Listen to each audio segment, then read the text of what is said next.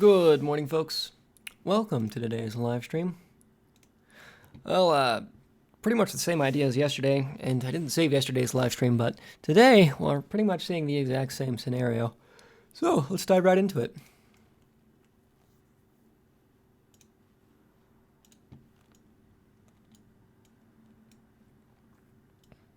Okay, so today for Bitcoin, we are still dealing with that funky volatility overhead on the 4-hour chart.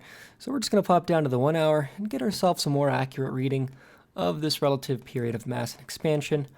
It is to my understanding that that period of mass is sufficiently compressed to allow for the start of the new trend, hence today's video and trading view idea name. And if we go ahead and take a look at the longest overexpanded period of mass, which is 110, we can take the time to realize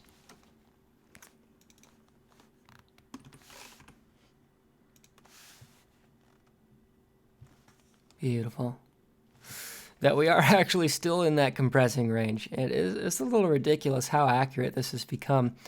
A rule of thumb is price is able to break out of the 1.25 standard deviation of the longest overexpanded period as long as that reading is above the 0.7 value, and then it's inclined to break out as soon as it goes below that value, which happened all the way over here. So really, we've been fully charged for a breakout for at least the entire day and some of yesterday as well.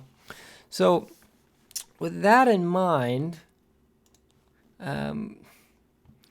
just because of how compressed this 100 period is on the wave PM, it's really hard to actually recommend an expansion kind of trade. That does make it difficult to actually discern new trend, right? Because direction is currently not implied. Every CCI period is near or at zero, and that pretty much tells us that there's no defined direction at all, right? If we can look at the daily chart, at least we can get a bit more of a macro perspective on what's happening. However, those smaller time frames really don't provide any clear signals, and I'm just trading altcoins at the moment on that front. So if we look at the 250 period, which is the longest overexpanded period on the daily chart, right? This is our mean reversion condition where we entered the band.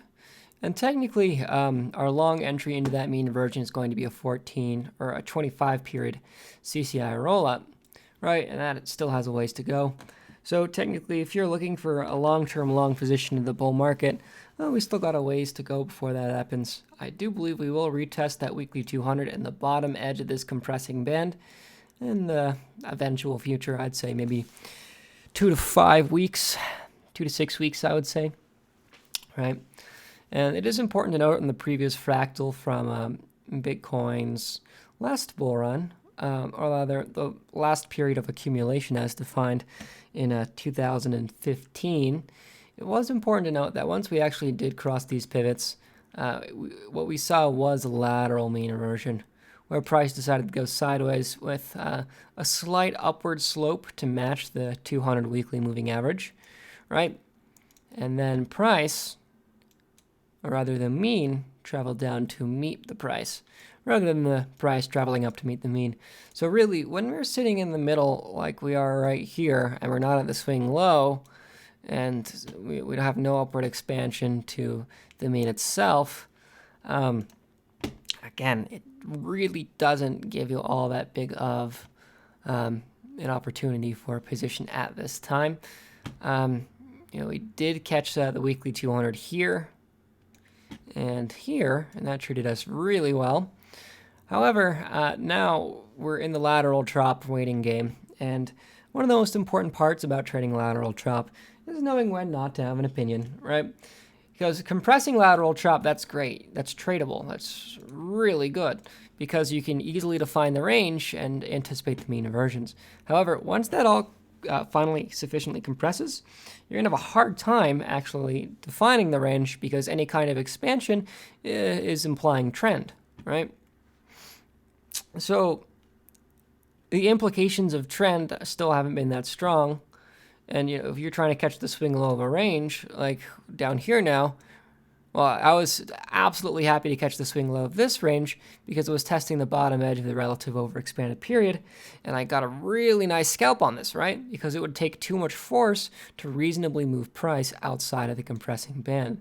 But now, because all those short-term distributions are sufficiently compressed, well, if we had that same silver move, I would be inclined to believe it was starting trend. So really, I don't have a good opinion on Bitcoin today. And I think I've given a pretty good reason as to why I believe that. So that's about today for Bitcoin. It has been a pleasure. Nice, guys. So let's go ahead and look at your comments and do some TA on some actual charts, okay?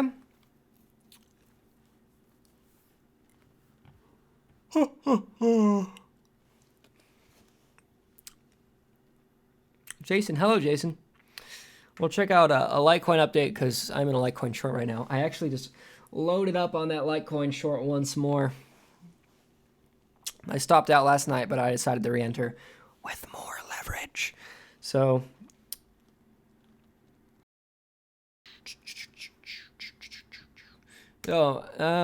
there's the halving coming up in Litecoin, but I'm still bearish on it. Right? I've never been one for fundamentals in crypto. Oh, I've never been one for fundamentals at all. That's the reason I trade crypto.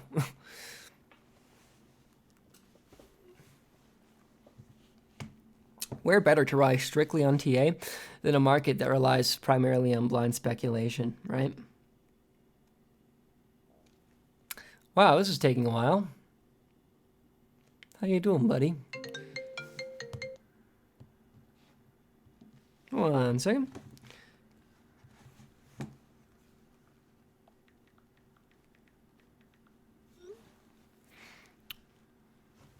Wow, that certainly took its time. Let's load this up again. Okay, so I just reloaded up on this short.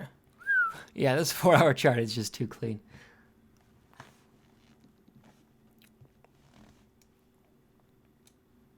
Right, our longest overexpanded period, if I recall correctly, is 250. So we'll load up that 250 period.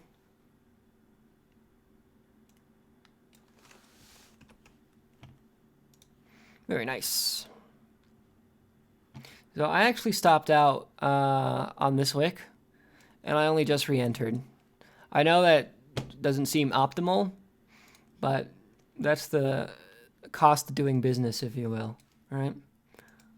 Where you need to set the stop, you need to respect the stop, but you don't have any kind of previous bias as to the previous failed trade. Right? So I've stopped out of trades 3-4 times in a row, and I still kept on re-entering them because the condition was still there and I was still getting the proper signals, right? So here's the thing, guys. If I repeatedly stop out 1.5% and 2%, what happens when the trade finally hits for me and I win 14%, right? That's the thing about trading, guys. You need to be very liberal, or rather, you need to be very unbiased. Liberal, I guess that's correct, with re-entering your trades. All right. I have no previous bias from getting stopped out here. Right? Well, the condition is still there, and I just got my entry signal again. So I'm, once again, entering a short position with a stop loss in the same place. Right? It's a pretty uncommon thing to do, unfortunately, but people hold biases against their losses.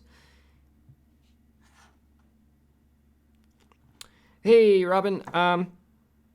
Yeah, you contacted me on the website about asking if you could buy the lessons with Bitcoin, I recall. Yeah, I saw that yesterday. I try to get all my email replies out at the same time of day, so I should be back to you shortly on that. And instead of me taking the time to type this up, I'm just going to explain it. Because distribution of the lessons is a potential problem, I do prefer credit card payments on them, so I can at least watermark it to everyone's payment information, and then legal action is very easy if the person who purchased that particular set of lessons decides to distribute them, right? Because they already have their payment information, and they already agreed to the terms of service on purchase. The thing about purchasing the lessons with crypto is I would prefer a form of identification. just so that under the circumstances where you do end up illegally distributing the content on the internet by uploading it to a torrent website or whatever, then at least I can have it watermarked to your personal identification, right? So that's a bit of my hesitation. I'm trying to think of a better way to address that security issue, right? I mean, if you'd be happy just to send me a copy of your ID, and I'd be happy to send you a copy of the lessons. But there is a lot of risk for me in doing crypto payments on my IP. All right, thank you for listening. Okay, yeah, Litecoin, 25 period is our CCI roll. And I probably should have waited for it to actually roll down. Oh, it is rolling down. Okay, yeah. So this here, this signal right here, that CCI roll down, that's technically short re-entry. I'm just going to go ahead and call that for my bros over here. At Premium Shark, last call for LTC, short entry. Okay.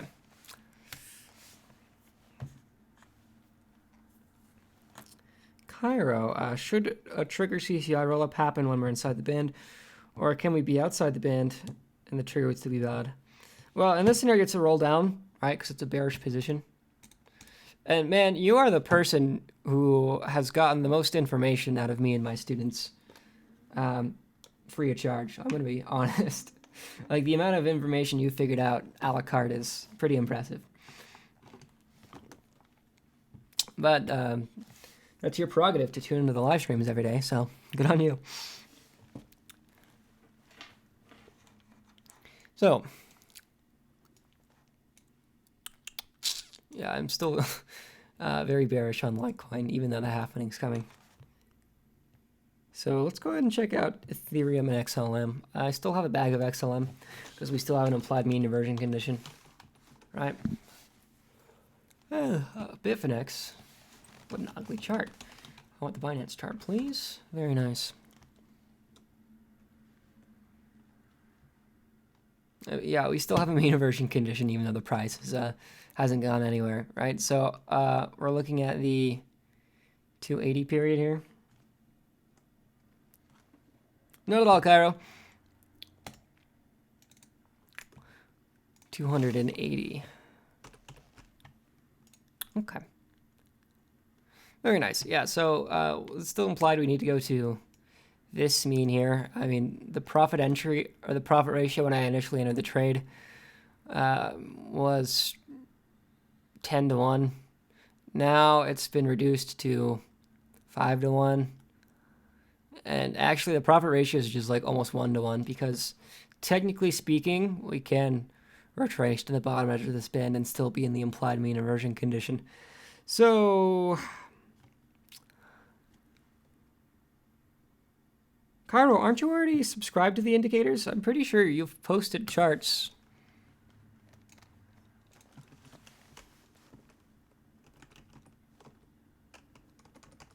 I before E, except after C. Pretty sure you already have the indicators. So I see you posting with them.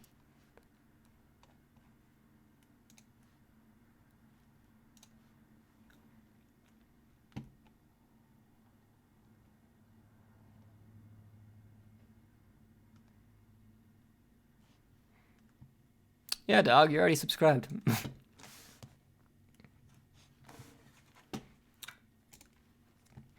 Unless this is a secret third-party version. That would be concerning, wouldn't it? Just kidding.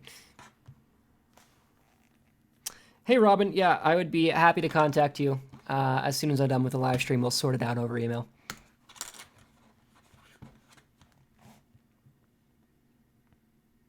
Jason M asks, what moving average should we look for a long-term F-long position? Ooh, yeah, that's actually a really good question, and it's a little bit hard to answer. I need the chart with the longest Ethereum history, so we're going to do Bittrex on this one.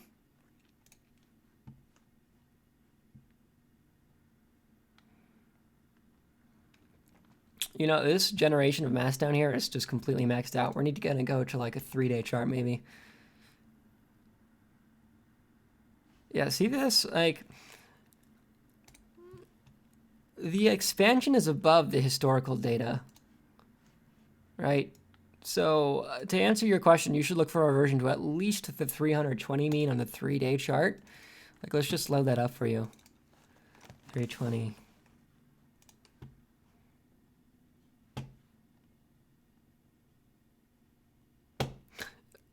It's really goofy. Yeah, I guess this mean, so around 0.05 would make sense. Right, you're gonna need to look for a better entry on a shorter time frame, but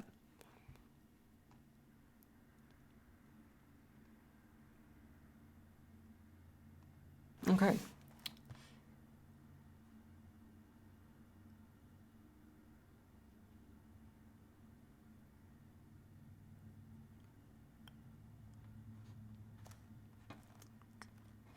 Cool cat.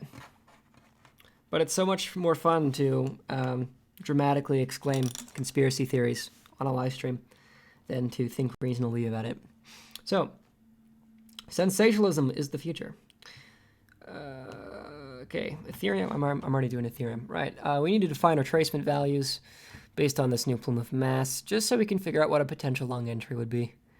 Right. We need to look for the 180 period.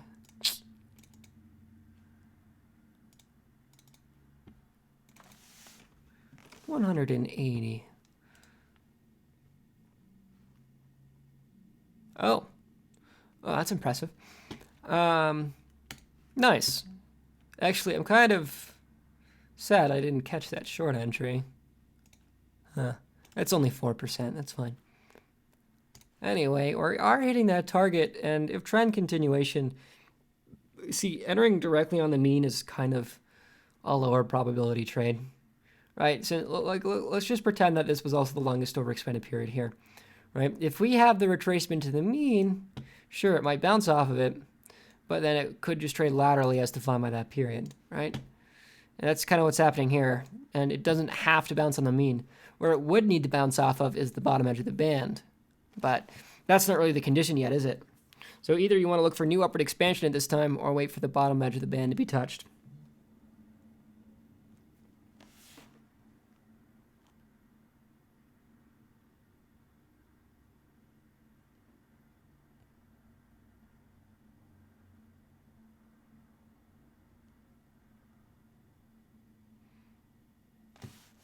Hold on, my friend is actually, well, my friend's relative is a financial advisor, so hold on, he just texted me.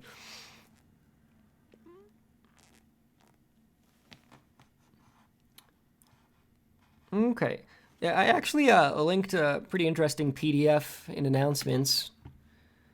So part of the job of a financial advisor is to keep everyone calm, and I do recognize that. But go ahead into the announcements channel and click on this PDF. It's a very bearish outlook for the world economy this upcoming year. And I am rather fond of the data points. So I sent it to my friend's relative who's a financial advisor, and he responded, "The dip after September was mainly due to worries about China trade deal, which have passed for the most part. The low unemployment suggests companies are working to get ahead, not prep for a recession. There's no reason to freak out yet." Okay. If we have a reactionary move as a result of China sanctions, or the China trade deal, right? Right. What was the reason for the trade deal? Could it perhaps be the ridiculous financial housing bubble there, which is a bubble on steroids, as Kat so nicely coined it? Right, it's a little, I don't really trust it. And there's also a great point, the S-style.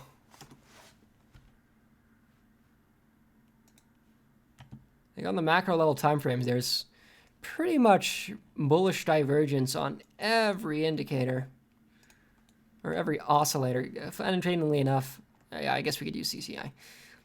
I'm not one for CCI divergence, but really.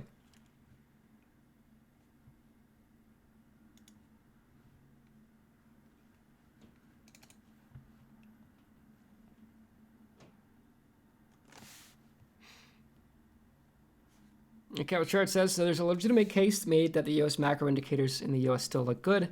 The problem is everything is so expensive regardless. Yeah.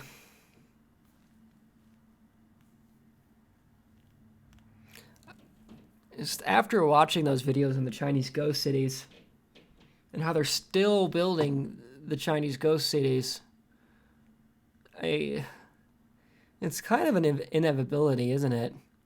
It's just how long they can continue inflating the bubble.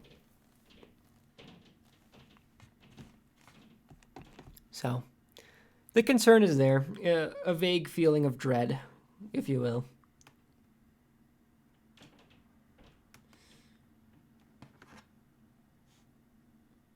I mean, a bubble's a bubble, even if you are still bullish on the bubble. The important thing about a bubble is you need to eat the apples while they're in season, right? So if we look at the Dow Jones,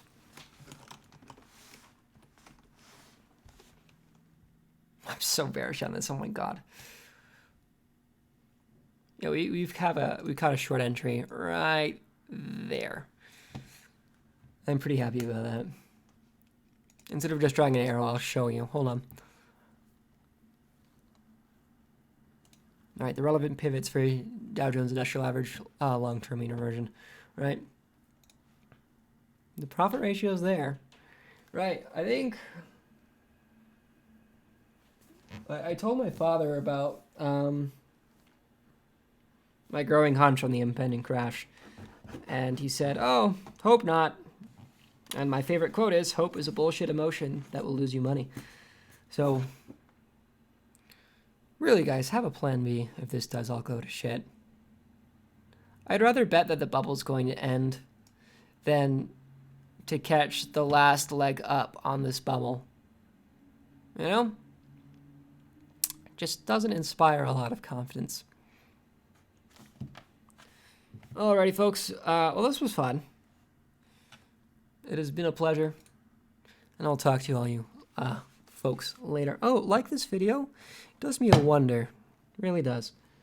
It has been a pleasure. I'll talk to y'all later.